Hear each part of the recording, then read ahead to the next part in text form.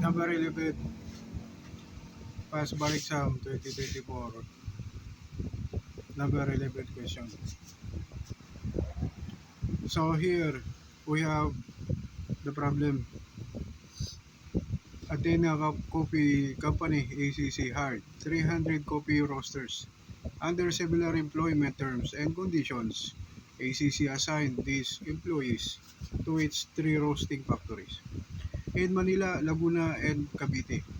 In August 2024, the AAC Manila Workers Organization AAC MWO filed a petition for certification election to represent all coffee roasters, including those in the unorganized Laguna and Cavite factories. AAC opposed the petition and agreed that the three factories do not constitute an appropriate bargaining unit on account of their different geographical locations. May the coffee roasters in the three factories constitute appropriate bargaining unit? Explain. Answer yes. The coffee roasters in the three factories constitute appropriate bargaining unit. In the case of Puntana Development Corporation versus Secretary of Labor and Employment Bureau of Labor Relations and the Association of Puntana Escort Employees, AFRE, it states that it appears that the four companies, example Amazing Clean, International, Petitioner FDC, New Hong Kong, Golden Castle, and Body Bliss Spa, have their own separate and distinct personalities. To lump together their employees in one single bargaining unit to bargain collectively with Petitioner FDC is definitely grave abuse of discretion pursuant to the ruling in the Indopil textile case. Further, the joining of these workers into a single bargaining unit is prohibited. Pursuant to the ruling laid down in the case of San Miguel Corporation versus La Bisma, wherein it was held that the employees sought to be represented by the bargaining agent must have substantial mutual interest in terms of employment and working conditions.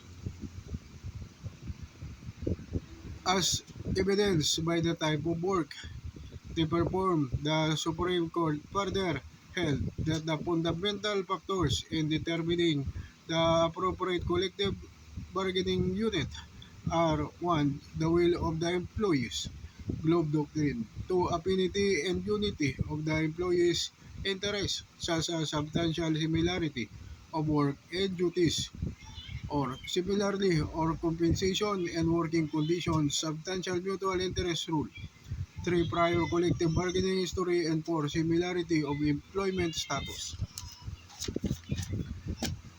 Further, certification election or consent election refers to the process of determining through secret ballot the sole and exclusive representative of the employees in the appropriate bargaining unit for purposes of collective bargaining or negotiation.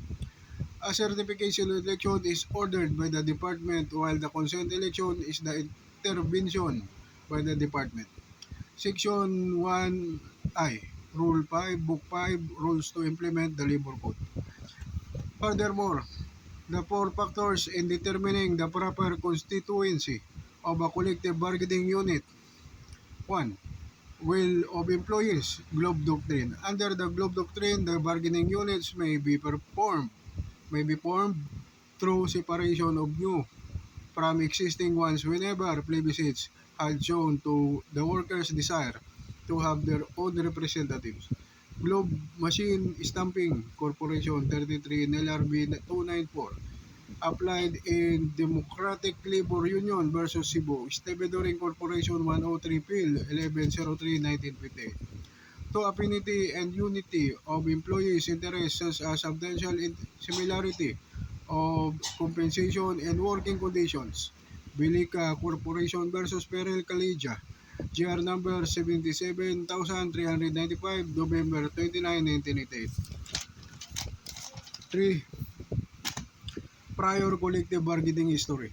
And the emphasis of this factor is on the history on how to separate units. The separate units are being treated. It was held in San Miguel Corporation versus La Guisma GR number 100,485 September 21, 1994.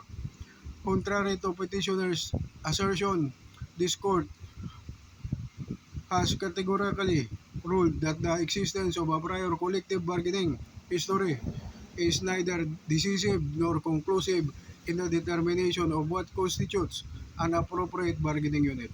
Free Trade Unions versus Mainit Lumber Development Company Workers Union, GR number 79,526, December 21, 1990, 192, SCRA 598.